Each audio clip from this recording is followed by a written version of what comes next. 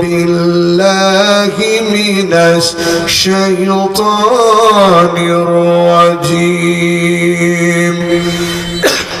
بسم الله الرحمن الرحيم إن الله وملائكته يصلون على النبي يا أيها الذين آمنوا صلوا عليه وسلموا تسليما محبت درود إبراهيم پڑھے اللهم صل على محمد وعلى آل محمد كما صليت على إبراهيم وعلى آل إبراهيم إنك حميد مجيد اللهم بارك على محمد وعلى آل محمد كما باركت على إبراهيم وعلى آل إبراهيم إنك حميد مجيد একটু সাউন্ড বাড়ান একটু জিকির করে লা ইলাহা সবাই লা ইলাহা সুবহানাল্লাহ আলহামদুলিল্লাহ আর জোরে সুবহানাল্লাহ আলহামদুলিল্লাহ সাহাবা পানি আছে ভাই ভাই আমার কাছে দাও পানি দাও সুবহানাল্লাহ আলহামদুলিল্লাহ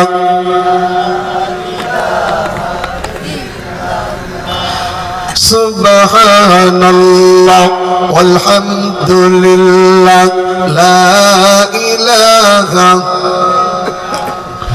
আল্লাহু আল্লাহু আল্লাহ লা ইলাহা ইল্লাল্লাহ আল্লাহু আল্লাহু আল্লাহ লা ইলাহা ইল্লাল্লাহ তোমার গুণগান গাই সকলে তোমার কোনো নেই তুলনা আল্লাহু আল্লাহু আল্লাহ লা ইলাহা ইল্লাল্লাহ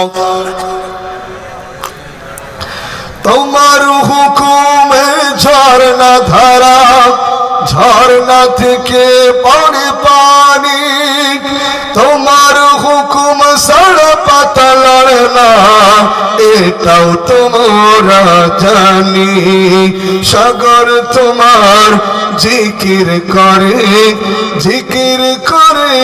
নীলিমা আল্লাহু আল্লাহু আল্লাহ লা ইলাহা ইল্লাল্লাহ সুবহানাল্লাহ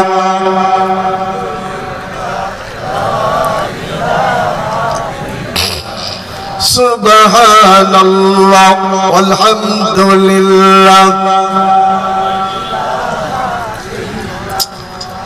লা ইলাহা ইল্লাল্লাহ মুহাম্মাদুর রাসূলুল্লাহ সাল্লাল্লাহু আলহামদুলিল্লাহ আলহামদুলিল্লাহ ওয়া কাফা ওয়া সালামুন আলা ইবাদিহিল্লাযিনা ইসতাফা আম্মা বাদ ঐতিহ্যবাহী গলগলিয়া দারুল ইহসান কওমি মাদ্রাসা ও গ্রামবাসীর উদ্যোগে আয়োজিত আজকের এই বিশাল ঐতিহাসিক আজিম উশান মাহফিল এই মাহফিলের সম্মানিত সভাপতি বিশিষ্ট আলেমে দ্বীন হযরত মাওলানা মাসুদুর রহমান সাহেব আতালাল্লাহু উমরাহু ওয়া বারাকাল্লাহু ফি হায়াতি আল্লাহ পাক হুজুরের হায়াতে তাইয়্যিবা সিহাতে কুল্লিয়া দান করুন সবাই বলেন আমিন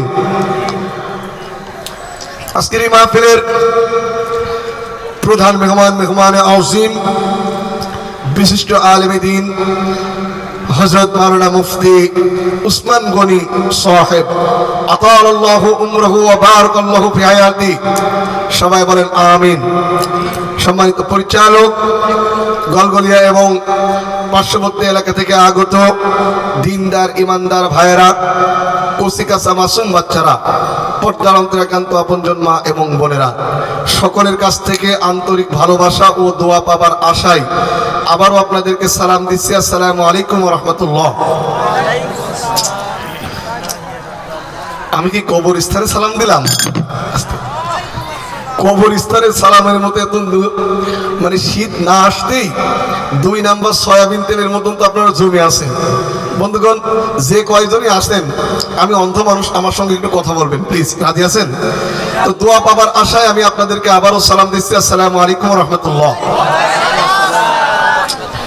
আমরা মহান আল্লাহ রব্বুল ইজ্জত ওয়াল জালাল তার দরবারে লাখো কোটি শুকরিয়া আদায় করি, যিনি এই বরকতপূর্ণ আজিমুশ শান মাহফিলে আমাদেরকে উপস্থিত হওয়ার তৌফিক দান করেছেন।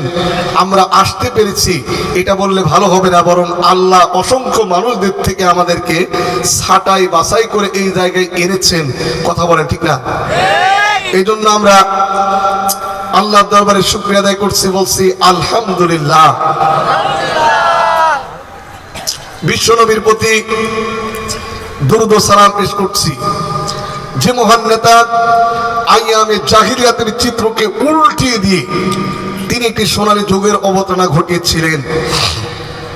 এই আয়ামে জাহিলিয়াতের চিত্র উল্টাতে গিয়ে ঝরে গেল প্রিয় নবীর অনেক রক্ত, ঝরে গেল ওদের ময়দানে দান মোবারক। অনেক সাহাবা ইকরাম জীবন দিলেন আল ইসলামকে প্রতিষ্ঠিত করে। যে মহান নেতা মদিনার মাঠে ঘুমিয়ে আছেন, ওই মহান নেতার প্রতি আমরা দরুদ ও সালাম পেশ করছি। আমরা বলছি সাল্লাল্লাহু। সম্মানিত হাজিরিন, মাহফিল কমিটি বহু চিন্তা ভাবনা করে একটা মাহফিল করার জন্য প্রথমত তাদের কাছ থেকে বক্তা দাওয়াত দেওয়া, 2 নম্বরে তাদের কথা চিন্তা হয় বক্তা দাওয়াতের পর তারা পুরুষ নারীর কথা বিবেচনা করে 2টা প্যান্ডেলও বানায়। কথা বলেন ঠিক না বেঠিক? যেহেতু আল্লাহ তাআলা মানুষ বানিয়েছেন 2 ভাবে। কথা বলেন কয় ভাবে? একটা হচ্ছে পুরুষ আর একটা কি? এখন মাহফিল কর্তৃপক্ষ পুরুষ নারীর কথা বিবেচনা করে তারা কিন্তু আলাদা 2টো প্যান্ডেল বানিয়েছে। এখন প্রকৃত পুরুষ যারা দিনদার ইমানদার সচ্চরিত্রবান পুরুষ যারা, ওরা কিন্তু কোরআনের মাহফিলে পুরুষ প্যান্ডেল এসে বসে পড়েছে। কথা বলে ঠিক না ঠিক? আর যারা মেয়ে, ওরা খুঁজে খুঁজে মেয়ে প্যান্ডেলে চলে গেছে। কিন্তু এখনো পর্যন্ত যারা রাস্তার উপর দাঁড়িয়ে বাদাম চাবাচ্ছে, এখনো পর্যন্ত যারা রাস্তার উপরে এদিক সেদিক ঘোরাফেরা করছে, আল্লাহর বান্দারা, আল্লাহ 3 নম্বরে কিন্তু তার একটা সৃষ্টি আছে যারা নারীও না পুরুষও না। আমরা যশোরের ভাষায় তাদের কি বলি? কথা কন। এখন প্রকৃত পুরুষ যারা, ইমানদার বীর পুরুষ মুসলমান যারা, তারা তো কোরআনের মাহফিলে চলে এসেছে। আর মহিলাগুলা মহিলা প্যান্ডেলে গেছে, এখনো পর্যন্ত যারা রাস্তার উপরে এদিক সেদিক দাঁড়িয়ে ডিউটি করে বেড়াচ্ছে, ওরা চিন্তা করে দেখছে যে গলগলিয়াবাসী 3 নম্বর হিজড়েদের কোনো প্যান্ডেল আশপাশে রেখেছে কিনা। কথা বলেন কথা ঠিক না ঠিক? যদি তা হতো অন্তত এই জায়গায় তো সবাই চলে আসার দরকার ছিল কি ছিল না? আল্লাহ, তুমি তোমার বান্দাদেরকে এই জায়গায় আসার তৌফিক দান করো। আল্লাহর বান্দারা এই জায়গায় আসুন। আজকের আমার ওয়াজের শেষে আমি আপনাদের এমন একটা আমল শিক্ষা দেব, একটা আমল করলে আপনারা জান্নাতুল ফেরদাউসের মেহমান হয়ে যাবেন।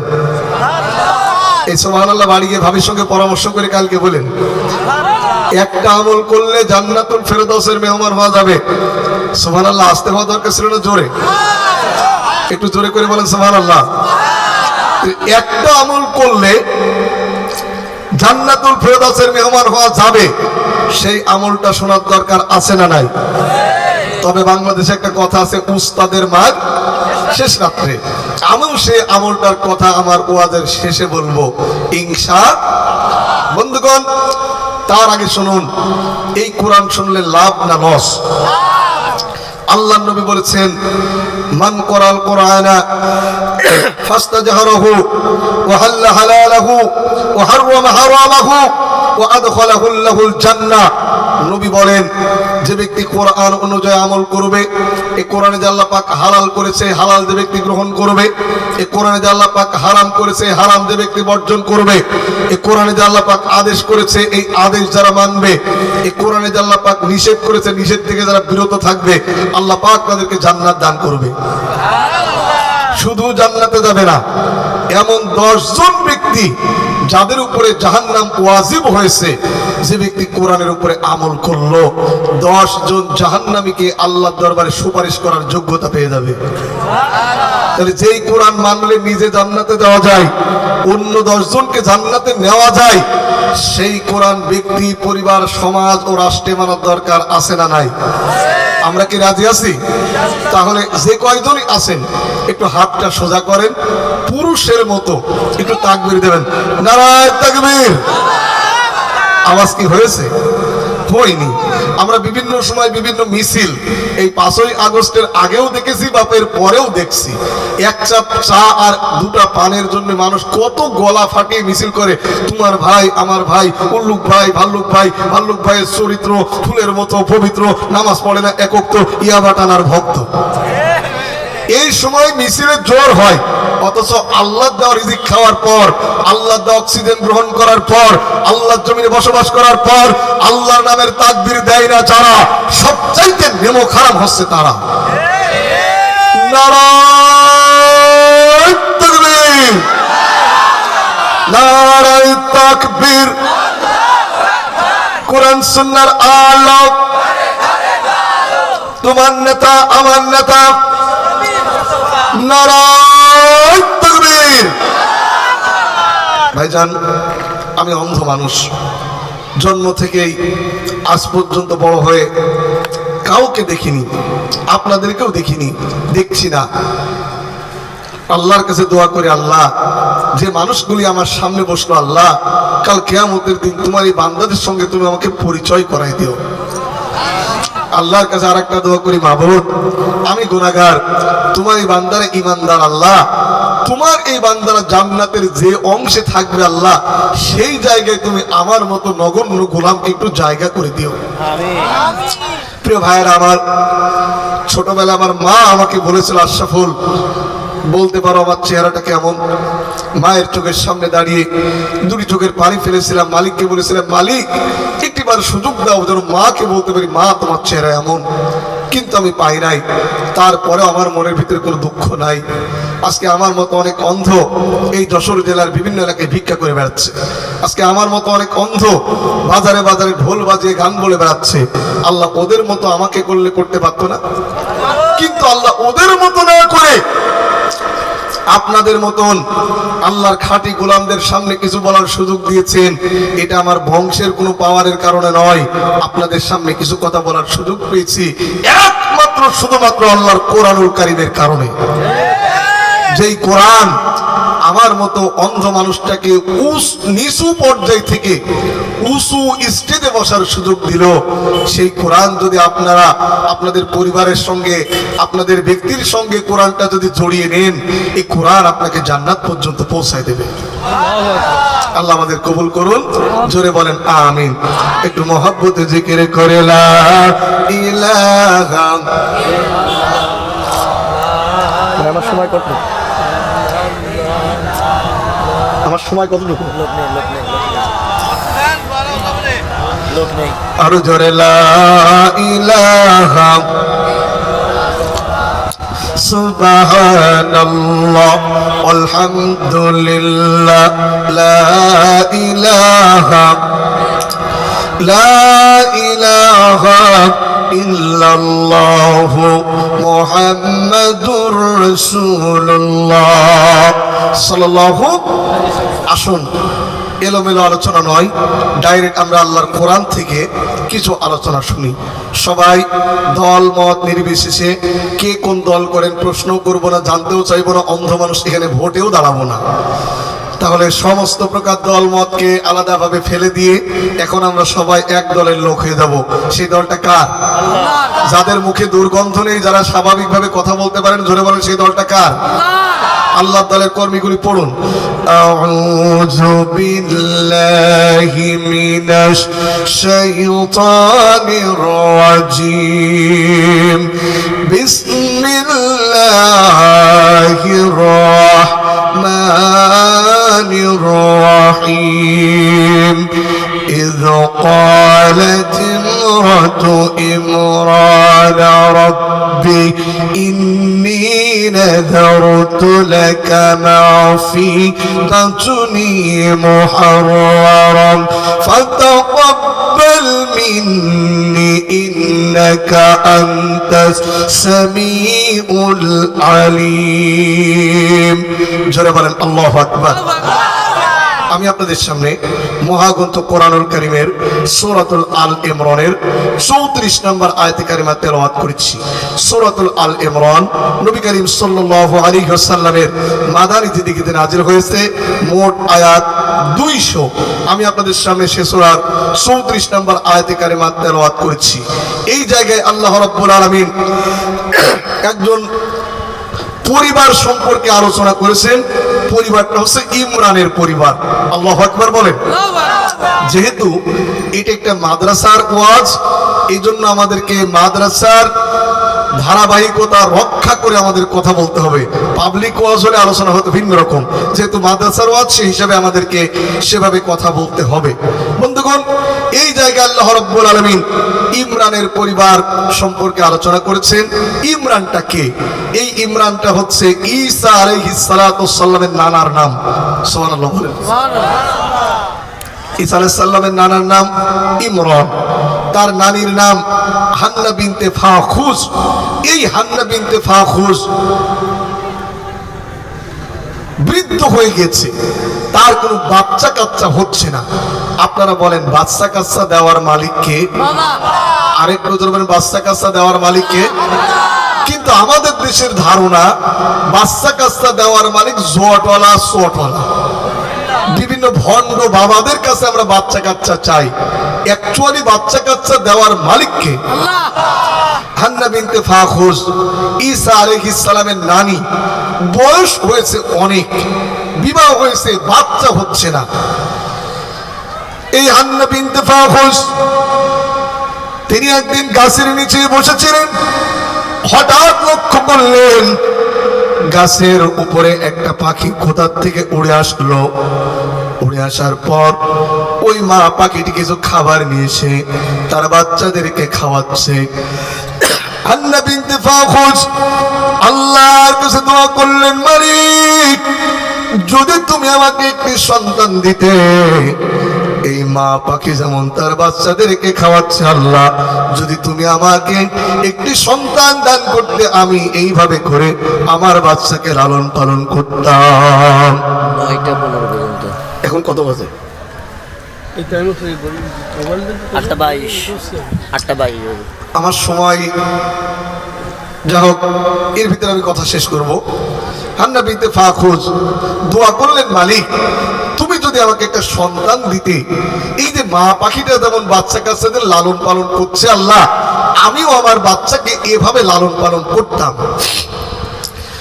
আল্লাহ রাব্বুল আলামিন হান্না বিনতে ফাখুজের দোয়া আল্লাহ পাক কবুল করে নিলেন। এর কয়েকদিন পরে তিনি মাসিক অসুস্থ হয়ে গেল। মাসিক অসুস্থ হওয়ার পর, ক্লিয়ার হয়ে যাওয়ার পর তিনি তার স্বামীর সঙ্গে মেলামেশা করলেন। আল্লাহ রাব্বুল আলামিন হান্না বিনতে ফাখুজ একটা সন্তান দান করলেন। চিৎকার করে বলা যাবে কি সুবহানাল্লাহ। হান্না বিনতে ফাখুজ পেটের ভিতরে যখন সন্তান চলে এসেছে, ইমরান রব্বি ইন্নী নাযারতু লাকা মা ফি বাতনি মুহাররাম ফাতাকাব্বাল মিন্নি ইন্নাকা আনতাস সামিউল আলিম। চিৎকার করে বলেন আল্লাহু আকবার। হান্না বিনতে ফাখুজ তার পেটের ভিতরে যখন সন্তান এসেছে, পেটের ভিতরে সন্তান আসার পর তিনি আল্লাহর কাছে একটা মানত করলেন মনে মনে, আল্লাহ আমার ঘরের ভিতরে যে সন্তানটা এসেছে, আল্লাহ এই সন্তানটাকে আমি বাইতুল মুকাদ্দাসের খাদেম বানাবো। এই হান্না বিনতে ফাখুস বাইতুল মুকাদ্দাসের খাদেম বানাতে চাইলো তার সন্তানকে। তিনি কিন্তু কৌশলে একটা পুত্র সন্তান চেয়েছে, কিন্তু বাচ্চা যখন প্রসব করলো ফালাম্মা ওয়াদা'তুহা ক্বালাত রাব্বি ইন্নী ওয়াদা'তুহা উনসা ওয়া লাইসা আয-যাকারু কাল উনসা ওয়া ইন্নী সাম্মাইতুহা মারইয়ামা ওয়া ইন্নী উঈযুহা বিকা যুররিয়াতাহা মিনাশ শাইতানির রাজিম। চিৎকার করে বলেন আল্লাহু আকবার। আমার ভাইরা, ইনি কিন্তু কৌশলে চেয়েছিলেন পুত্র সন্তান। বাচ্চা প্রসব করার পর তিনি দেখলেন বাচ্চা প্রসব করেছেন মেয়ে সন্তান। তিনি বললেন আল্লাহ তাআলা, মেয়ে সন্তান আমি কি করে বাইতুল মুকাদ্দাসের খাদেম বানাবো? আল্লাহ বলেন ওয়াল্লাহু আ'লামু বিমা ওয়াদা'ত, ভালো এবং মন্দ সবচাইতে যিনি জানেন তিনি কে? আর একটু জোরে বলেন তিনি কে? এই সন্তানটির নাম রাখা হলো মারিয়াম। এই সন্তানটির নাম রাখা হলো মারিয়াম। মারিয়ামের মা ওয়াদা মতো তিনি বাইতুল মুকাদ্দাসের খাদেম বানাবার চেষ্টা করেছেন। মারিয়ামের মা মারিয়াম হওয়ার পর আল্লাহর কাছে দোয়া করলেন, মাবুদ তুমি আমার এই সন্তান আর তার বংশধরদেরকে তুমি শয়তানের হাত থেকে নিরাপত্তা দাও। আল্লাহু আকবার। ভাইরা আমার, দিন চলে গেল, মাস চলে গেল, বছর চলে গেল। মারিয়ামের বয়স হয়ে গেল 2.5 বছর। জোরে বলেন কত বছর? যেহেতু এটা মহিলা মাদ্রাসা, ওই সম্পর্কে আমাদের কিছু শুনতে হবে। কথা বলেন ঠিক না ঠিক? আমার একটু ঠান্ডা লেগেছে, কথাগুলো আপনারা ক্লিয়ার বুঝতে পারলে আমি বলতে পারছি। আপনাদের অসুবিধা হচ্ছে নাকি? ভাইরা আমার, মারিয়ামের মা সুন্দর একটা পোশাক পরিও। মারিয়ামের বয়স 15 বছর। বাইতুল মুকাদ্দাসের খাদেম বানাবার জন্য, ওয়াদা পূরণ করার জন্য তিনি বাইতুল মুকাদ্দাসে নিয়ে গেলেন। ওই সময় বাইতুল মুকাদ্দাসের ইমাম যিনি ছিলেন তিনি আর কেউ নন, ইমামের নাম জাকারিয়া। সুবহানাল্লাহ বলেন। এই জাকারিয়া সম্পর্কের দিক থেকে মরিয়মের খালু। যখন মরিয়মের মা মরিয়মকে মসজিদে নিয়ে গেল, মসজিদে মুসল্লি ছিল 29 জন, ইমাম 1 জন। আপনারা বলে তাহলে মোট লোক সংখ্যা কতজন? 30 জন। 30 জন মানুষই চাচ্ছিল এই মেয়ের লালন পালন করার দায়িত্ব আমি গ্রহণ করব। ওই দিক দিয়ে ইমাম জাকারিয়াও চাচ্ছিল মরিয়মের লালন পালন করার দায়িত্ব আমি নিব। মরিয়ম কার কাছে থাকবে, ফাইসালা দিবে কে? আরেকটু জোরে আল্লাহ বলেন ওয়ামা কুনতা লাদাইহিম ইয ইউলকুনা আকলামুহুম ইয়াকফুলু মারইয়াম ওয়ামা কুনতা লাদাইহিম ইয হুম ইয়াখতাসিমুন। চিৎকার করে বলেন আল্লাহু আকবার। আরেকটু জোরে আল্লাহু আকবার। আল্লাহ বলেন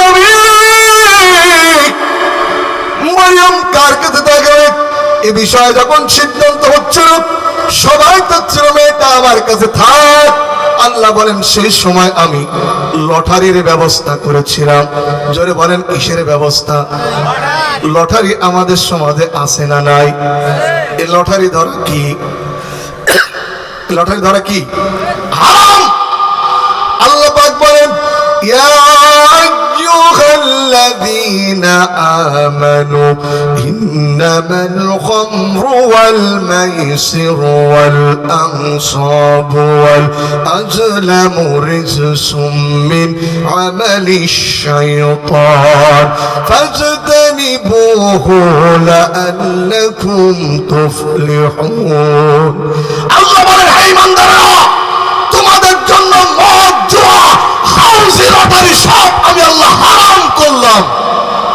লটারি ধরা কি? আরেকটু ধরে এখন বলছেন লটারি ধরা হারাম, কিন্তু যদি লেগে যায় আসলে ধরতে লাগে বড় আরাম। বক্তব্যের সঙ্গে মুনাফিকি করবেন না। হাউজি লটারির সঙ্গে মুসলমানের কোন সম্পর্ক থাকতে পারে না। এমনকি যে সংগঠন, যে দল মূর্তি পূজা মদ জুয়াকে বৈধ মনে করে, কোন মুসলমানের বাচ্চা ওই দল ওই সংগঠন করতে পারে না, পারে না, পারে না। ভাইরা, মরিয়মকে নিয়ে কি লটারি করা হলো? মুসল্লি 29 জন, ইমাম একজন, মোট 30 জন। 30টা কলম নিয়ে আসা হলো। প্রত্যেকটা কলমে একজন একজন করে নাম লেখা হলো। নাম লেখার পর ওই কলমগুলি একটা পাত্রের ভিতরে ঢুকায় দেওয়া হলো।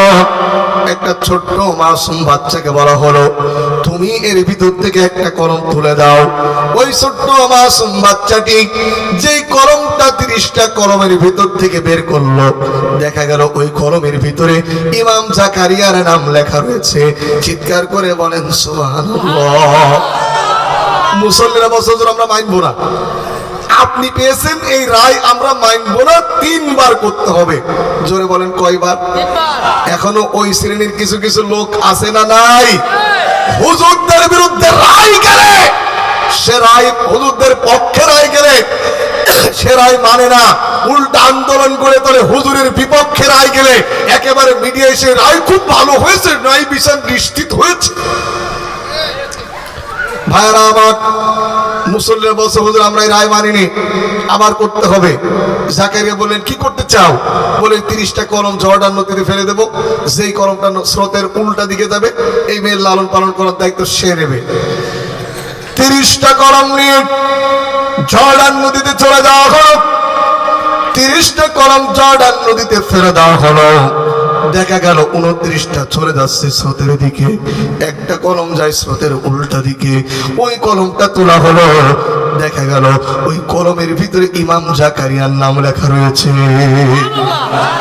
একটু আস্তে করে বলেন সুবহানাল্লাহ। ভাই, মুসল্লিরা বলছে হুজুর এরাই আমরা মানব না, আবার করা লাগবে। জাকারিয়া বললেন তোমরাই বিচার করছো, তোমরাই মত চেঞ্জ করছো। আছে না নাই? আরেকটু জোরে বলেন আছে না নাই? জাকারিয়া বললেন কি করতে চাও? ওই লোকগুলি বলল হুজুর এই যে 30টা কলম আবার আমরা জর্ডান নদীতে ফেলবো, যে কলমটা যাবে স্রোতের দিকে, সে এই মেয়ের লালন পালন করার দায়িত্ব পেয়ে যাবে। 30টা কলম আবার স্রোতের দিকে ফেলে দেওয়া হলো। দেখা গেল 29টা চলে যাচ্ছে স্রোতের উল্টা দিকে, একটা যায় স্রোতের দিকে। ওই কলমটা ওঠানো হলো, দেখা গেল কলমের ভিতরে ইমাম জাকারিয়ার নাম লেখা রয়েছে। একটু আস্তে করে বলা যাবে কি সুবহানাল্লাহ? একটু মহব্বতে জিকির করেন সুবহানাল্লাহ। আরো জোরে, আরো জোরে সুবহানাল্লাহ আলহামদুলিল্লাহ সুবহানাল্লাহ।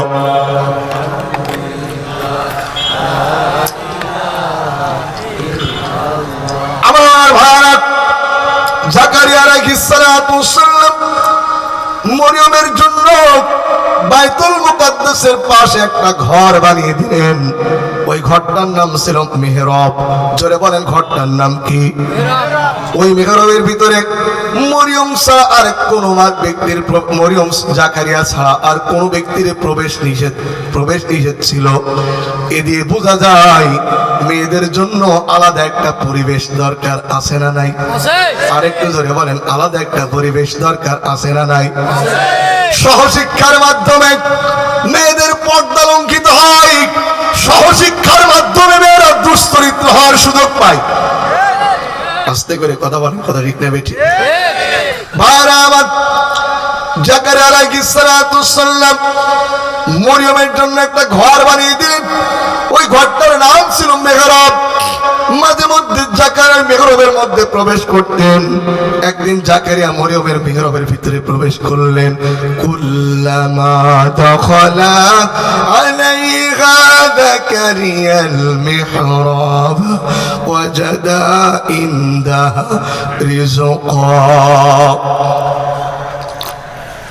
قال يا مريم أن لك هذا قالت هو من عند الله সংকার করে বলেন আল্লাহু আকবার আরেকটু জোরে বলেন আল্লাহু আকবার জাকারিয়া মরিয়মের মিহরাবের মধ্যে প্রবেশ করে মরিয়মের ঘরের মধ্যে প্রবেশ করে দেখলেন অমৌসুমী ফল যেমন কাঁঠালের সময় নয় মরিয়মের মিহরাবের মধ্যে রয়েছে কাঁঠাল আমের সময় নয় মরিয়মের মিহরাবের মধ্যে রয়েছে আম জামের সময় নয় মরিয়মের মিহরাবের মধ্যে রয়েছে জাম জাকারিয়া জিজ্ঞেস করলেন মা মরিয়ম এ ফল তোমাকে কে দেয় এ ফল তোমাকে কে দেয় মরিয়ম একবারে বললেন খালোজান এই ফলগুলি যিনি দেন তিনি আমার আল্লাহ আল্লাহু আকবার মরিয়মকে আল্লাহ পাক মৌসুমী ফল খাওয়ায় সুবহানাল্লাহ বলেন ও ভাই নারীর দাম ইসলামে বেশি না কম বেশি আচ্ছা বলেন তো আপনারা কেউ কখনো জান্নাত দেখেছেন জান্নাত তো দূরের কথা ঢাকায় যে বিলাসবহুল বাড়ি ছিল স্বৈরাচারের দোষকদের এরকম বাড়ি আপনার জীবনেও হয়তো এমন কোন লোক আছে যে জীবনে এরকম বাড়ি আমরা কল্পনাও করতে পারি না আর জান্নাতের বাড়ি তো দূরের কথা একটা মেয়ে জান্নাত দেখতে দেখতে বিদায় নিয়েছে ফেরাউনের স্ত্রী আসিয়া জান্নাত দেখতে দেখতে বিদায় নিয়েছে সুবহানাল্লাহ বলেন বন্ধুগণ আপনারা কেউ কখনো জান্নাতের ফল খেয়েছেন জান্নাতের ফল খাওয়া তো দূরের কথা সামান্য ভারতেরই এমন অনেক বহু ফল আছে যে আপনার বলাতে জুটছে না তাহলে একটা মেয়ে জান্নাতের ফল খেতে খেতে দুনিয়া থেকে বিদায় নিয়েছে ঈসা নবীর মা মরিয়ম সুবহানাল্লাহ বলেন আপনারা কি কখনো আল্লাহ আপনাদের সালাম দিয়েছে একটা মাত্র মেয়েকে আল্লাহ রাব্বুল আলামিন আকাশ থেকে সালাম দিয়েছেন বিশ্বনবীর স্ত্রী উম্মুল মুমিনিন খাদিজাতুল কুবরা রাদিয়াল্লাহু তাআলা আনহা সুবহানাল্লাহ বলেন তাহলে আসিয়া জান্নাত দেখতে দেখতে বিদায় নেয় আর ঈসা নবীর মা মরিয়ম দুনিয়ায় বসে জান্নাতের ফল পায় আর আমার বাড়িতে আপনার বাড়িতে যে সমস্ত মরিয়মের পুত্র শরীরে আছে ওদের চলাফেরা ঠাট ঠমক দেখলে যুবকদের শীষ দিয়ে বলে জিনিস কি সাপ্তার ভাই কি বলেন ঠিক না ঠিক বন্ধুগণ আপনার বাড়ির শোকেস দামি যেটার উপর আপনি পর্দা দিয়ে রাখেন আপনার ফ্রিজের উপরে যেন ময়লা না জমে পর্দা দিয়ে রাখেন আপনার সব কিছু গাড়ি দামি ওটাকে মুছার জন্য মাঝে মধ্যে গাড়ি ঢাকার জন্য কভার ব্যবহার করেন বড় লোকদের মেয়ে বোন স্ত্রী এতই কম দামি যে ওটাকে রাস্তায় একেবারে উন্মুক্ত বিশ্ববিদ্যালয়ের মতো ছেড়ে দিয়েছে তাহলে আপনি যেমন দামি মেয়েদেরও দামি বানাবার দরকার আছে না নাই আরেকটু জবান আছে না নাই ভাইরা আমার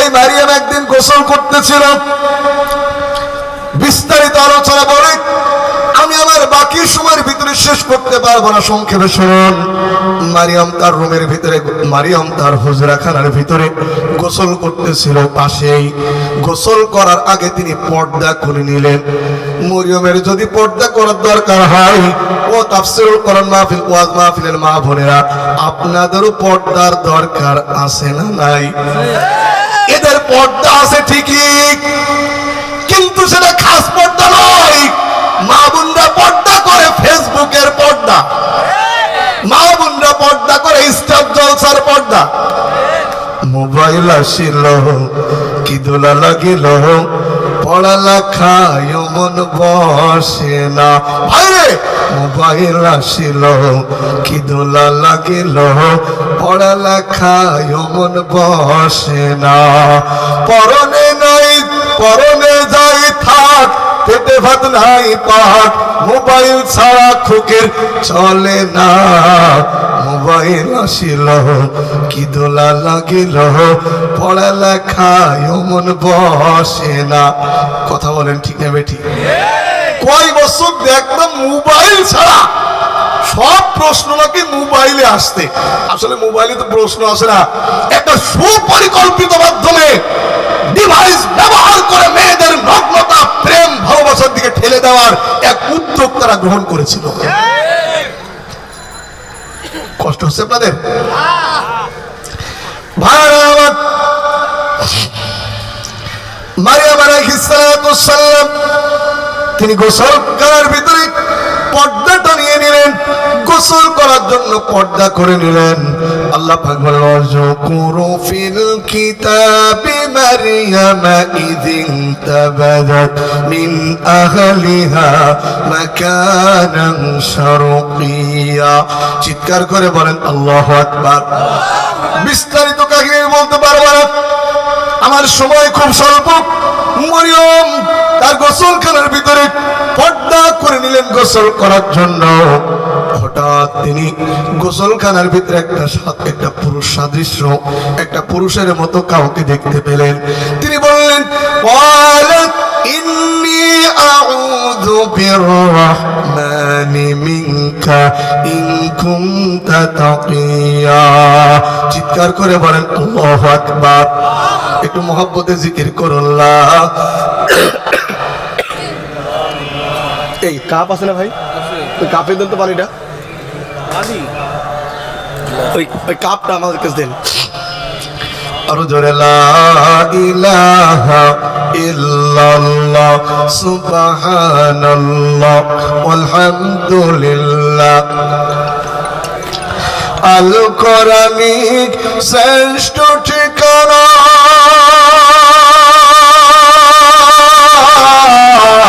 চালাও মোদের কাবার সীমানা। যে পথে চলে পাইনি তোমার সে পথগামী করোনা।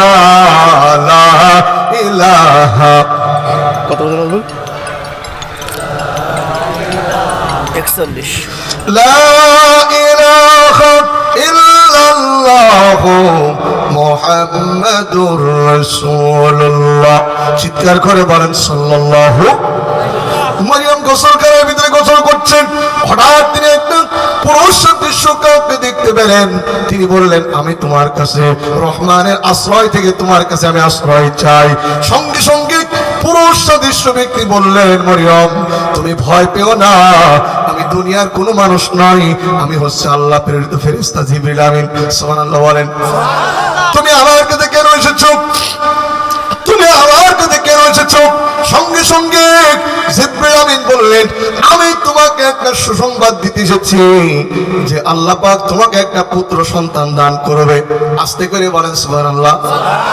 মরিয়ম বললেন এখনো আমার তো বিবাহ হয় নাই, আর কোন পুরুষ আমাকে টাচ করে নেই, আমি ব্যভিচারীও নয়, কি করে আমার পুত্র সন্তান হতে পারে? জিবরিল আমিন বললেন কাযালিক, আল্লাহ পাক যেভাবে চাই ওইভাবে তোমার পুত্র সন্তান হবে। এই বলে মরিয়মের গায়ের উপরে এই বলে মরিয়মের গায়ের লক্ষ্য করে জিবরিল আমিন একটা ফুঁক দিয়ে দিলেন। সঙ্গে সঙ্গে মরিয়ম প্রেগনেন্ট হয়ে গেলেন। আস্তে করে বলা যাবে কি সুবহানাল্লাহ। পেটের ভিতরে সন্তান আসলে আস্তে আস্তে পেটটা স্বাভাবিক থাকে না একটু বেড়ে যায়? আর একটু জবাব দেন, বেড়ে যায়? স্বাভাবিক থেকে না বেড়ে যায়? আস্তে আস্তে মরিয়মের পেট বাড়তে লাগলো। কিছু কিছু কুচক্রী মহল তারা বলা বলি করা শুরু করলো এই রুমের ভিতর তো জাকারিয়া ছাড়া আর কেউ প্রবেশ করে না, অতএব এই মেয়ে তার যৌবনকে ধরে রাখতে না পেরে তার খালুর সঙ্গে মিলামেশা করেছে। আরেকটু জোরে বলেন, আরেকটু জোরে বলেন। ভাই আমার, মরিয়ম বললেন আল্লাহ আমার তো বিবাহ হয়নি, আল্লাহ আমার পেটে বাচ্চা চলে আসতে মানুষ তো নানা অপকর্ম ছড়িয়ে দিচ্ছে। ওই দিক দিয়ে মরিয়মের উপর তো অপপ্রচার চলছেই। মরিয়মকে তারা ধর্ষণের অভিযুক্ত করলো। আজও মরিয়মের উত্তরসূরিদেরকে আজও কিছু বাতিলপন্থী ভারতের দালালেরা আজও সতী সাধবা মেয়েদেরকে এইরকম নানা অভিযোগে অভিযুক্ত করে। কথা বলেন ঠিক না ঠিক? আরেকটু কথা বলেন, কথা ঠিক না ঠিক? ভাইরা আমার, মরিয়মকে তো তারা অভিযুক্ত করলোই। মরিয়মের খালু জাকারিয়াকে তারা অভিযুক্ত করে জাকারিয়ার বিরুদ্ধে এতদিন তারা কোনো ফল্ট পায়নি। এইবার যখন এইরকম একটা অপপ্রচার ছড়িয়ে দিল, জাকারিয়া তার ভাস্তির সঙ্গে তার ভাগ্নির সঙ্গে অপকর্ম করেছে। জাকারিয়া এক জায়গায় বক্তব্য দিচ্ছিলেন, বাতিলরা ঐক্যবদ্ধ হয়ে সেই জায়গা আক্রমণ করলো। জাকারিয়া ওখান থেকে দৌড় দিয়ে এলো। দৌড় দিতে দিতে জাকারিয়া একটা গাছের ভিতরে গাছের কাছে গিয়ে বলল, গাছ আমাকে আশ্রয় দাও। আপনারা বলেন আশ্রয় দেওয়ার মালিককে? আরেকটু জোরে বলেন আশ্রয় দেওয়ার মালিককে? আল্লাহ। কিন্তু জাকারিয়া চাইলেন গাছের কাছে, গাছ ফাঁক হয়ে গেল। জাকারিয়া যখন গাছের ভিতরে ঢুকছিল, ইবলিস শয়তান জামার একটু অংশ টেনে ধরলো। জাকারিয়া গাছের ভিতরে প্রবেশ করলো, কিন্তু জামার খণ্ডিত অংশ কিছুটা বাইরে থাকলো। ইবলিস মানুষের চেহারা নিয়ে ওদের কাছে গিয়ে বলল, তোমরা যে নবীকে খুঁজতেছ, তন্ন তন্ন করলো, নবী পাবে না। নবী আমি জানি কোথায় আছে। তারা বললো যে আপনি কি করে জানেন? বলে চলো আমার সাথে আমি প্রমাণ দিব। ওই জায়গায় নিয়ে গিয়ে শয়তান বলল, এই দেখো জাকারিয়ার জামা, তোমরা যদি জাকারিয়াকে মারতে চাও গাছটা চিরা শুরু করো। তারা করাত এনে জাকারিয়াকে চিরে দ্বিখণ্ডিত করে ফেলে দিল। করাত যখন জাকারিয়ার মাথার কাছে চলে আসছে, তখন জাকারিয়া বলছে, আল্লাহ আমাকে বাঁচাও। আল্লাহ বলছে, জাকারিয়া এই অবস্থায় তোমার মৃত্যু হবে। উহ আহ শব্দ করতে পারবে না। তুমি যদি উহ আহ শব্দ করো, নবুয়তের খাতা থেকে তোমার নাম কেটে দেব। বন্ধুগণ, আমার আলোচনার সার কথা হচ্ছে এই, সাহায্য চাইবো কার কাছে? জাকারিয়া প্রাথমিক পর্যায়ে চেয়েছিল কার কাছে? গাছের কাছে। আমরা জোরে বলেন, জাকারিয়া থেকে আমরা শিক্ষা নিব, যে কোনো প্রকার যে সাহায্য গায়েব থেকে আসে, এই সাহায্য আমরা চাইবো কার কাছ থেকে? ছেলে মেয়ে দরকার দেওয়ার মালিককে, সম্পদে উন্নতি দরকার দেওয়ার মালিককে। কিন্তু আমরা, আমার হিন্দু ভাইরা হয়েছে মা নিয়ে ব্যস্ত, আর মুসলমান কয়টা হয়েছে বাপ নিয়ে ব্যস্ত। হিন্দুদের মা দুর্গা, মা কালী, মা সরস্বতী, আর মুসলমানদের দয়াল বাবা, গনি বাবা, ন্যাংটা বাবা, সলেমান বাবা, বাবারে বাবা, ওরে বাবা, আরো আছে খাওয়া বাবা। বিভিন্ন ভণ্ড বাবার জিকির বাংলার আনাসে কানাসে। আস্তে করে বলেন আসে না নাই? ওই নাম তোমার লাগবে কাজে মিজানের বেলাওয়ার, ওই নাম তোমার লাগবে কাজে আসরের বেলাওয়ার। হৃদয় খোলে মধুর স্বরে কাহরে বাবার গাওয়ার, হৃদয় খোলে মধুর স্বরে যাওরে খাজার গাওয়ার। জোরে বলেন নাউজুবিল্লাহ। হৃদয় খুলে বলতে হবে কার নাম? এ মুসলমান জবান খুলে বলেন কার নাম? আল্লাহর নাম নিয়ে বাঁচতে চাই, আল্লাহর নাম নিয়ে মরতে চাই।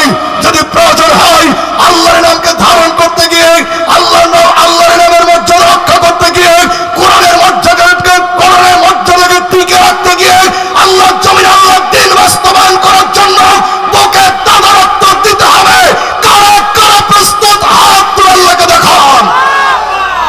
নারায়ে তাকবীর, নারায়ে তাকবীর।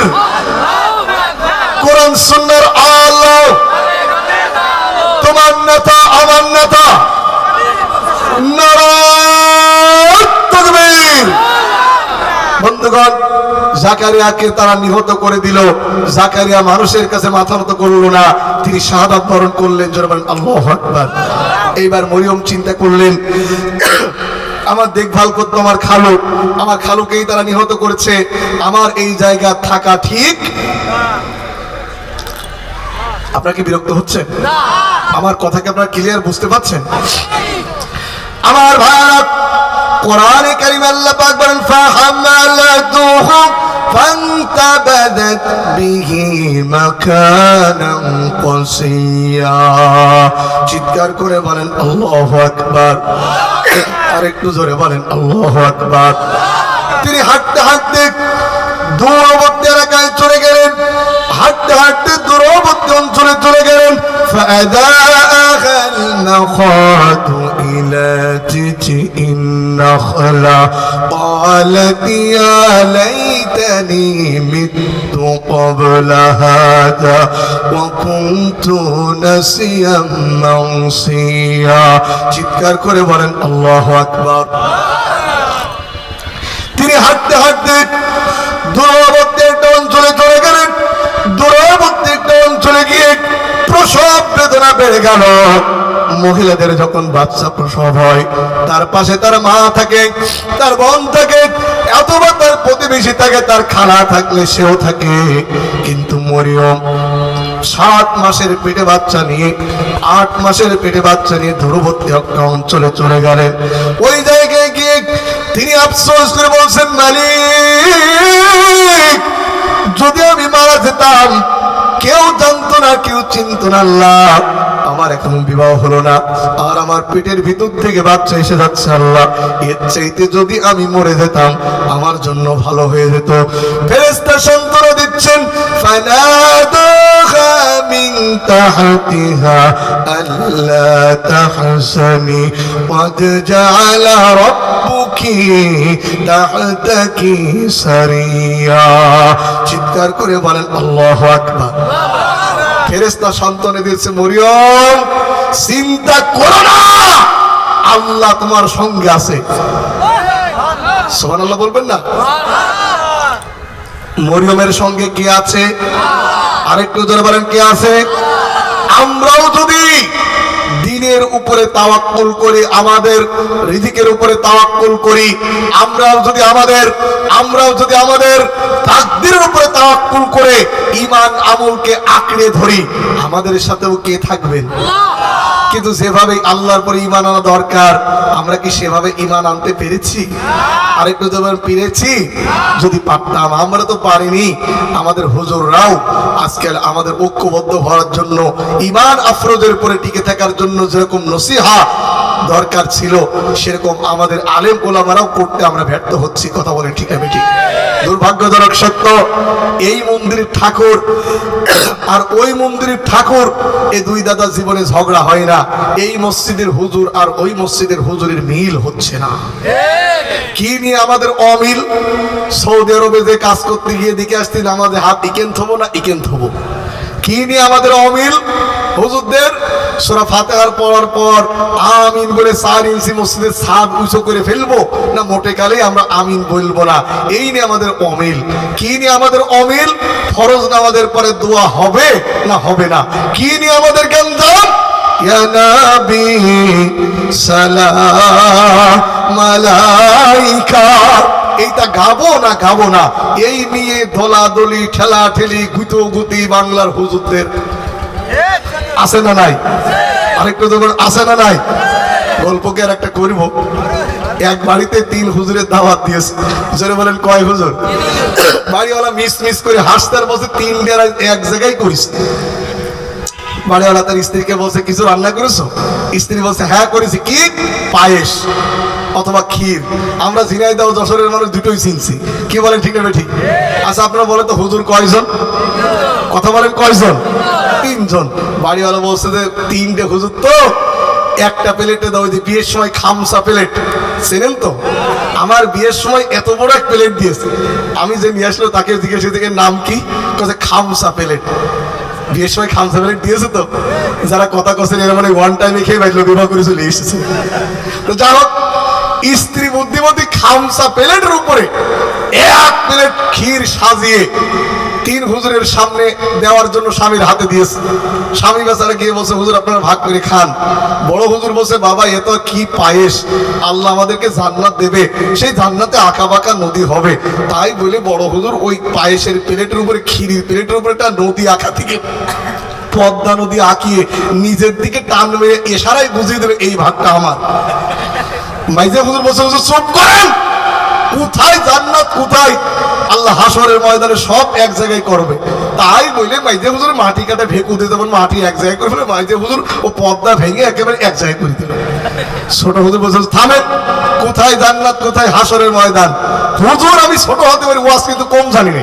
আল্লাহ কোরআনে বলছে, ইজা সুলসিলাতিল আরদু জিলজালাহা ওয়া আখরাজাতিল আরদু আসকালাহা ওয়া ক্বালাল ইনসানু মা লাহা। এই জমিনকে ঝাঁকে মেরে আল্লাহ উল্টে দেবে। তাই বলে ছোট হুজুর ক্ষীরের প্লেট ধরে উল্টে দিয়েছে। আপনারা বলেন, কারোর বরাতে কি এই ক্ষীর জুটবে? ও যশোরবাসী বলেন, কারোর বরাতে ক্ষীর জুটবে? ও বাংলাদেশের জনগণ, 5ই আগস্টের আগ পর্যন্ত স্বৈরাচার হাসিনার পেটোয়া বাহিনীর হাতে এমন কোন দল ছিল না ছাড়া আক্রমণ নির্যাতনের শিকার হয়নি। আল্লামা মামুনুল হক থেকে নিয়ে আল্লামা দেলোয়ার হোসেন সাইদি, মুফতি জসিমউদ্দিন রহমানী, মুফতি রফিকুল ইসলাম মাদানী থেকে অসংখ্য আলেম ওলামা, চরমনার পীর সাহেব চরমনার পীর সাহেব জনাব ফয়জুল করিম রাহিমাহুল্লাহ নাওয়ারাল্লাহু মারকাদাহু ওয়া জাআলাল জান্নাতা মাসওয়াহু, এইরকম বিজ্ঞ আলেম ওলামারা মায়ের খেলো। ওই সময় ভাবতাম কোনদিন যদি এই স্বৈরাচার চলে যায় অন্তত হুজুর কয়টা এক জায়গায় হবে। কোন একই দিন এদেশের আকাশে কালেমার পতাকা দুলবে, সেদিন সবাই খোদাই বিধান পেয়ে দুঃখ বেদনা ভুলবো। ভাবতাম যে হুজুর কয়টা বলে এক জায়গায় হবে, আল্লাহ জমিন আল্লাহ দিন বাস্তবায়ন করা আমাদের জন্য সহজ হয়ে যাবে। স্বৈরাচার চলে গেল প্রায় 6 মাস, আজ পর্যন্ত আমরা এক হতে পারলাম না। এটা আমাদের জন্য সৌভাগ্য না দুর্ভাগ্য? আরেকটু দেবে, এটা আমাদের জন্য সৌভাগ্য না দুর্ভাগ্য? শুনুন, তারা হম্বিতম্বি দিচ্ছে, কখনো তারা বলছে চট করে আসবে, কট করে আসবে। আমরা যদি নিজেদের ছোটখাটো মাসলা মাসাইলকে ভুলে গিয়ে কোরআনের জন্য ঐক্যবদ্ধ হতে না পারি, বাতিল শক্তি ঐক্যবদ্ধ হয়ে কে পাস করলি আর কে এক করলি জানবে না, এই জমিন থেকে আমাদেরকে উৎখাত করার ষড়যন্ত্র করবে। ভাইরা আমার, আমাদের কোরআনের জন্য ঐক্যবদ্ধ হতে হবে। রাজি আছেন তো? আরেকটু তোমার রাজি আছেন তো? আগে ভাবতাম হাসিনার লোকজন মৌলবাদী বলে গালি দেয়, বিকল্প ধারা যারা আছে তারা মনে হয় কিছু কমে না। ও আল্লাহ যাওয়ার পর পরই তারাও বলাবলি করা শুরু করলো, মৌলবাদী শক্তি কোনোদিন দেশের ক্ষমতায় আসেনি, আসবে না। ভাইরা আমার, কাফন চোরের গল্প নিশ্চয় আপনাদের মনে আছে, শুনেছেন তো কাফন চোরের গল্প? আপনারা বিরক্ত হচ্ছেন মনে হয়। কাফন চোরের গল্প শুনেছেন? এক এলাকায় এক কাফন চোর ছিল। কাফন চোর প্রত্যেকের কাফন চুরি করত। হঠাৎ একদিন কাফন চোর মারা গেল। লোকজন বলল আলহামদুলিল্লাহ, কাফন চোর মারা গেছে, এরপর আর কারো কাফন চুরি হবে না। কাফন চোরের 3 ছেলে বলছে ভাই কি করা যায়, বাপের বদনাম ঘোষানোর জন্য কি করা যায়? বড় ছেলে বলছে ভাই বাপের বদনাম ঘোষাতে হলে আমাদের 7 দিন ব্যাপী খানার অনুষ্ঠান করতে হবে। কয়দিন ব্যাপী? আরেকটু জোরে। তো বলছে কি কি দেখাও বা? তো বলছে সেই সিদ্ধান্ত পর আগে দাওয়াতটা দিয়ে দাও। কাফন চোরের মাটি দেওয়া হলো, কবরস্থানে দাঁড়িয়ে বলছে ভাইয়ারা আমার বাপে যা করেছে আপনারা মাফ করে দেন, বাপের রুহের মাগফিরাত উপলক্ষে 7 দিন ব্যাপী খানার আয়োজন করেছি। তো লোকজন বলছে কি দিয়ে খাওয়াবেন? বলছে প্রথম দিন পোল্ট্রি, দ্বিতীয় দিন সোনালী, তৃতীয় দিন দেশি, চতুর্থ দিন খাসি, পঞ্চম দিন উট, ষষ্ঠ দিন ডুম্বা, সপ্তম দিন গরু। 4র্থ দিনের দিন লোকজন খেয়ে যাচ্ছে। গ্রামে কিছু লোক বাড়ি ছিল না, তারা বলছে ভাই তোমরা কনে গেলে? বলছে আমরা কাফন চোরের বাড়ি খানা খাতে গেলাম। কোন চোরের বাড়ি? আচ্ছা বলে তো খানা করার উদ্দেশ্য কি? বাপের প্রচার বাড়ানো না বাপের প্রচারটা থামানো? এখন এই কথা কাপন চোরের ছোট ছেলের কানে গিয়েছে।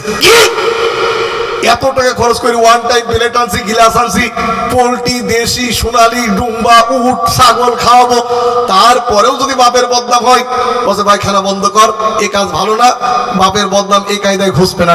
বলছে দাওয়াত যা দিচ্ছি 7 দিন পার হোক। 7 দিনের পর 3 ছেলে মিটিং এ বসে, ছোট ছেলে বলছে ভাই বাপের বদনাম যদি ঘুষাতে হয়, বাপ যে কাজ করতো ওই কাজ আমাদের একটু ব্রেক করে করতে হবে।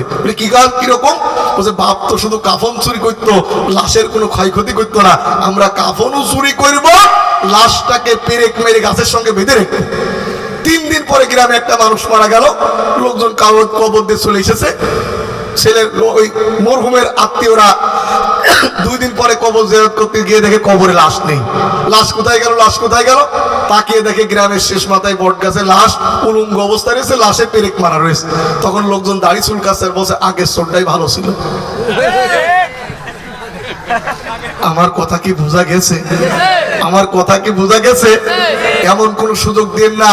জামাত ইসলাম, তবলিগ, তরিকত, হেফাজত, আওয়ামী লীগ, বিশেষ করে বিএনপি, সম্ভাবনা 42টা দলের লোক যারা আপনারা রাজনীতি করতে চান, এমন কোন কাজ করবেন না যেন জনগণ বলে যে আগের চোরগুলাই ভালো ছিল। আমার সময় আর কয় মিনিট আছে ভাই? দেখি, তারপর আমি সময় থাকলে আলোচনায় যাচ্ছি, না হলে বের করছি। একটু মহব্বতে জিকির করেন লা ইলাহা।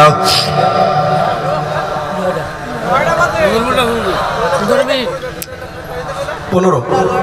লা ইলাহা ইল্লাল্লাহ, সবাই লা ইলাহা। সুবহানাল্লাহ আলহামদুলিল্লাহ, লা ইলাহা ইল্লাল্লাহ মুহাম্মাদুর রাসূলুল্লাহ। চিৎকার করে বলেন সাল্লাল্লাহু। মরিয়মকে ফেরেশতা সান্ত্বনা দিচ্ছে, বলছে মরিয়ম তুমি কোনো চিন্তা করো না, আল্লাহ রাব্বুল আলামিন তোমার সঙ্গে আছে। চিৎকার করে বলেন আল্লাহু আকবার। আল্লাহ পাক বলেন ওয়া কানা হাক্কান আলাইনা নাসরুল মুমিনিন। মুমিন বান্দারা যখন বিপদে পড়ে যায়, মুমিন বান্দাদের সাহায্য করা আল্লাহর জন্য ওয়াজিব হয়ে যায়। একটু জোরে বলা যাবে কি সুবহানাল্লাহ? মরিয়ম ক্লান্ত হতে হতে, মরিয়ম যেতে যেতে, ওহুজিলাইকি বিজিজিন নাখলা তুসাকিত আলাইকি রতাবান জানিয়া। মরিয়ম যেতে যেতে একটা খেজুর গাছের কাছে আশ্রয় নিলেন। খেজুর গাছটা ছিল মরা। জোরে বলেন খেজুর গাছটা কি? মরিয়ম মরা খেজুর গাছের কাছে আশ্রয় নিয়েছে। মরিয়ম মরা খেজুর গাছের কাছে আশ্রয় নেওয়ার পর প্রসব বেদনা বেড়ে গেল। কিছুক্ষণ পরে ফুটফুটে একটা সুন্দর সন্তান তিনি প্রসব করলেন। ঈসা আলাইহিস সালাম জন্মগ্রহণ করলেন। আল্লাহু আকবার। কি গাছের নিচে আশ্রয় নিয়েছে? মরা খেজুর গাছ। আল্লাহ বলে মরিয়ম এই খেজুর গাছের কাণ্ড ধরে তুমি নাড়া দাও। খেজুর গাছটা মরা না, তাজা। মরিয়ম যখন মরা খেজুর গাছটা আস্তে করে ক্লান্ত শরীর নিয়ে যখন টাচ করেছে, মরিয়মের জন্য আল্লাহ পাক মরা খেজুর গাছ থেকে কাঁচা, পাকা, ডাবসানো তিনও প্রকার খেজুর আল্লাহ পাক খেজুর গাছ থেকে ফেলে দিলেন। সুবহানাল্লাহ বলেন। আরেকটু আস্তে করে বলেন সুবহানাল্লাহ। আল্লাহ পাক বলেন ফাইম্মা তারানি ইন ওয়াকুলি ওয়াশরাবি ওয়াকরি আইনা। এই যে ঝর্ণা, এই ঝর্ণা থেকে আল্লাহ পাক তার জন্য একটা ঝর্ণাও সৃষ্টি করে দিলেন। আল্লাহ বলেন এই ঝর্ণা থেকে পানি পান করো, এই ঝর্ণা থেকে পানি পান করো, আর তোমার সন্তানকে তুমি কোলে নাও। ঝর্ণা থেকে পানি পান করো, তোমার সন্তানকে তুমি কোলে নিয়ে আবার যে এলাকা থেকে আসছো ওই এলাকায় চলে যাও। ও কুলি ইন্নী নাযারতু লিররহমানি সাওমান ফালান উকাল্লিমাল ইয়াওমা ইনসিয়া। চিৎকার করে বলেন আল্লাহু আকবার। আল্লাহ বলল মরিয়ম সন্তানকে কোলে নাও, তুমি তোমার এলাকার মধ্যে চলে যাও। গোপনে থাকলে হবে না, ওপেনে তোমার কথা বলা লাগবে। আল্লাহু আকবার। মরিয়মের জন্য যদি ওপেনে কথা বলতে হয়, কোরআনের হক কথাগুলো এই 16টা বছর আমরা ভালো করে বলতেও পারিনি। এখন আমাদেরকে ওপেনে সে কথাগুলো বলার দরকার আছে না নাই? আরেকটু জোরে বলেন আছে না নাই? যে কয়টা আস্তে করে বসে মনে হচ্ছে এখনো মনে রিলিফের মাল খাচ্ছে। গভীর মনোযোগ। মরিয়ম তার সন্তানকে করলেন। মরিয়ম এলাকার মধ্যে যাবে, তুমি কোনো কথা বলবে না। কেউ যদি তোমার কোনো প্রশ্ন করে তুমি বলবে আমি রোজা আছি। তৎকালীন যুগে রোজা থাকার পরে কোনো কথা বলা যেত না, তুমি বলবে আমি রোজা আছি। মরিয়ম তার সন্তানকে নিয়ে লোকালয়ে চলে এলো। লোকজন বলল ফাআতাত বিহি কওমাহা তাহমিলু ক্বালু ইয়া মারইয়াম লাকাদ জিইতি শাইয়ান ফারিয়া। আওয়াজ করে বলেন আল্লাহু আকবার। লোকজন বলল মরিয়ম তুমি কি করেছ? কেন তুমি সন্তান নিয়ে আমাদের মধ্যে প্রবেশ করলে? কেন তুমি সন্তান নিয়ে আমাদের মধ্যে প্রবেশ করলে মরিয়ম? قالت يا أبوك امرأ سوء وما كانت أمك بغيا। তোমার বাপ তো ভালো মানুষ ছিল, তোমার মা তো ব্যভিচারিণী ছিল না, তাদের সন্তান হয়ে তুমি কি কাণ্ড ঘটিয়েছো? তুমি কেন এই অবৈধ সন্তান নিয়ে আমাদের মাঝে এসেছো? আপনারা বলেন তো মরিয়মের সন্তান বৈধ না অবৈধ? আরেকটু জোরে বলেন, মরিয়মের সন্তান বৈধ না অবৈধ? অবৈধরা ওই সমাজে বেশি বেশি মরিয়মকে খোঁচা দিচ্ছিল।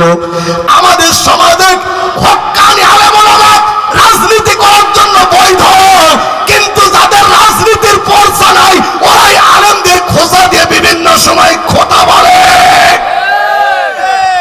বেটা তোর কাছে তো রাজনীতির পর্চাই নেই, আলেমদের কাছে রাজনীতির পর্চা আছে।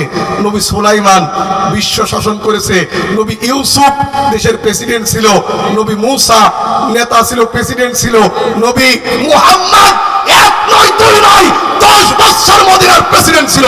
আল্লাহু আকবার। তুমি রসুলের মিষ্টি খাওয়া সুন্নত করাটা খুব ভালো করে জানছো ভাইরা আমার। লোকজন বলছে মরিয়ম কি কাণ্ড ঘটিয়েছ? তুমি, তোমার বাপ ভালো ছিল, মা ভালো ছিল, তুমি কি হয়েছো? মরিয়ম বললেন ফাসারাত ইলাই, আমাকে কিছু বলো না, যা বলার এই সন্তানকে বলো। লোকজন বলছে মরিয়ম তুমি পাগল হয়েছো? ক্বালু কাইফা নুকাল্লিমু মান কানা ফিল মাহদি সাওয়্যা, আরে এতটুকু বাচ্চা সে কি কথা বলতে পারে? মরিয়ম বললে আমার কাছে কিছু কই না, যা কর বাচ্চার কাছে কও।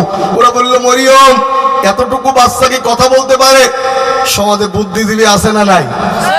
তাই কো বুদ্ধিজীবী আছে না নাই? স্বৈরাচার চলে যাওয়ার পর এখন অনেকের খুব মায়া কান্না হচ্ছে, এই করা যাবে না, রাজনৈতিক বৈধতা দিতে হবে। অথচ 16টা বছর এত লোক নির্যাতিত হলো, তাদের সপক্ষে এরা কোনো কিছু বলতে পারেনি। বিশ্বাস করুন এ কয়টা বুদ্ধিজীবী মানবের বুদ্ধি প্রতিবন্ধী। ভাইরা আমার, একজন বুদ্ধিজীবী উঠে দাঁড়াইলো, দাঁড়িয়ে ঈসা আলাইহিস সালামের দিকে বললেন, ইশারা করলেন, কলা ঈসা আলাইহিস সালামের দিকে ইশারা করলেন। সঙ্গে সঙ্গে ঈসা আলাইহিস সালাম বললেন কলা ইন্নী আব্দুল্লাহ আতানিয়াল কিতাব ওয়া জাআলানি নাবিয়্যা বাদা। সঙ্গে সঙ্গে একজন বুদ্ধিজীবী ইশারা করলো তুমি কে? সঙ্গে সঙ্গে ঈসা আলাইহিস সালাম বললেন কলা ইন্নী আব্দুল্লাহ, আমি হচ্ছি আল্লাহর গোলাম।